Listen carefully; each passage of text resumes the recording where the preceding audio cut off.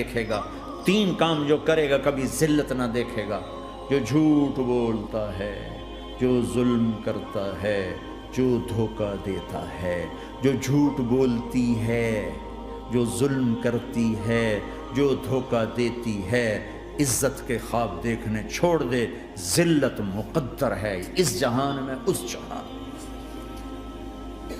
قوم ہو، فرد ہو، عورت ہو، مرد ہو، ظلم ہے، جھوٹ ہے، دھوکہ ہے، رب ذوالجلال کی قسم ذلت کے سوا کچھ نہ ملے گا۔ جو سچ بولتا ہو، جو عدل کرتا ہو،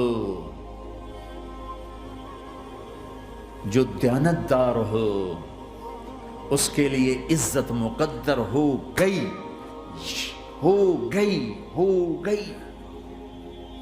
سچ ایک فرد میں ہے، عدل ایک فرد میں ہے، دیانت ایک فرد میں ہے یا ایک قوم میں ہے، انہیں عزت دینا یقینی ہو گیا، میرا اللہ انہیں دے کے رہے گا، چاہے وہ اللہ کو مانتے ہیں چاہے اللہ کا انکار کرتے ہیں۔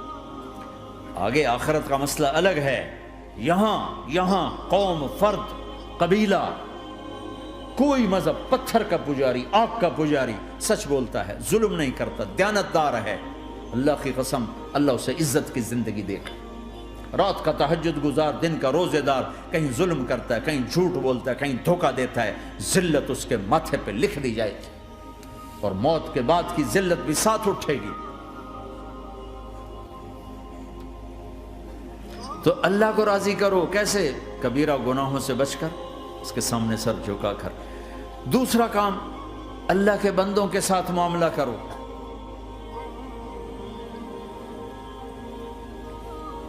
سارا معاملہ دو حدیثوں میں بتا دیتا ہوں، دو حدیثوں کہ یہ دو کام کر لو، ساری دنیا کے محبوب بن جاؤ گے، تمہارے گھر جنت بن جائیں گے، میاں بیوی میں محبت قائم ہو جائے گی، ساس بہو میں محبت ہو جائے گی، باپ بیٹے میں محبت ہو جائے گی، ماں بیٹی میں محبت ہو جائے گی، بھائی بھائی میں محبت ہو جائے گی۔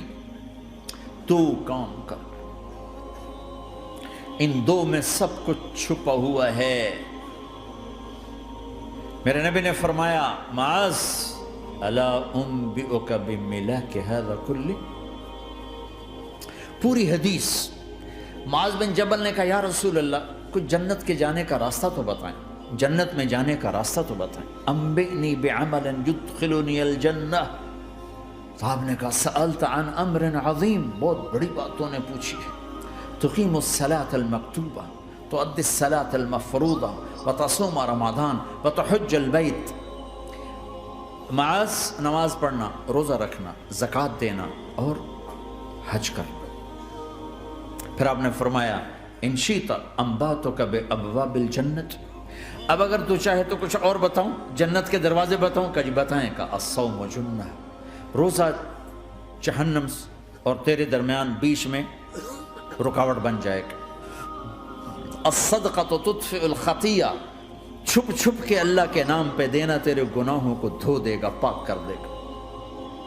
وقیام الرجل فی جوف اللیل ابتغاء وجہ اللہ، اور رات کے اندھیرے میں کھڑے ہو کر اللہ سے باتیں کرنا، دو نفل ہی پڑھ لیا کرو، کسی مرد عورت کا رات کے اندھیرے میں کھڑے ہو کے۔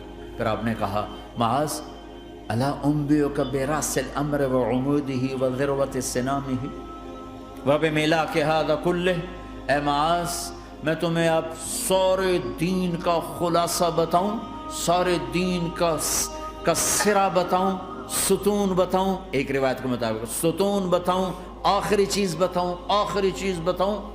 کہا جی ما ہوا جی، تو مجھے دیکھنا سارے بھائی۔ تو آپ نے اپنی زبان نکالی اور اسے یوں پکڑا،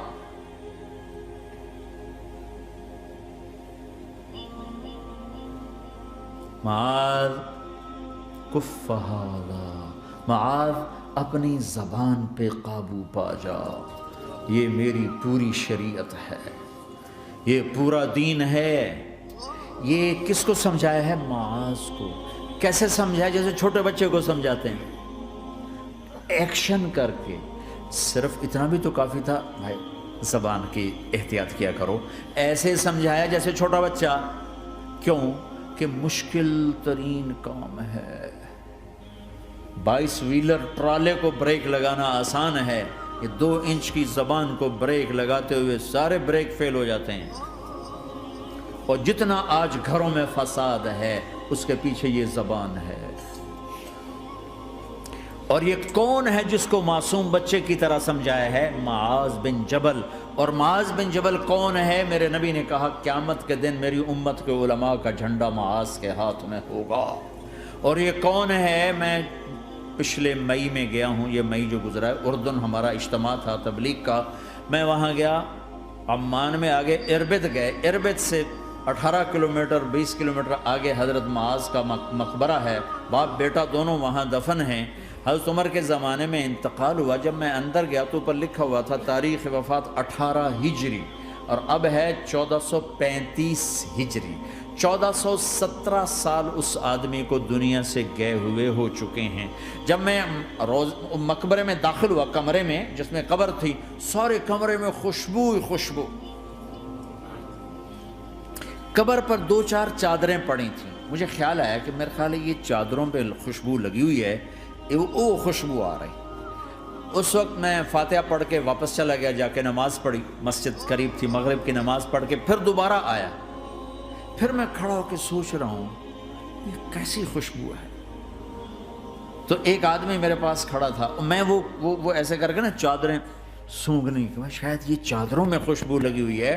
ایک آدمی میرے پاس کہنے لگا جناب یہ خوشبو چادروں میں نہیں ہے، یہ اس قبر والے کی خوشبو، یہ 24 گھنٹے آتی رہتی ہے، 24 گھنٹے۔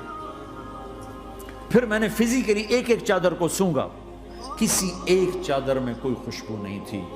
یہ وہ معاذ ہے جو 1417 سال ہو چکے ہیں مرے ہوئے، اور قبر مہک رہی ہے۔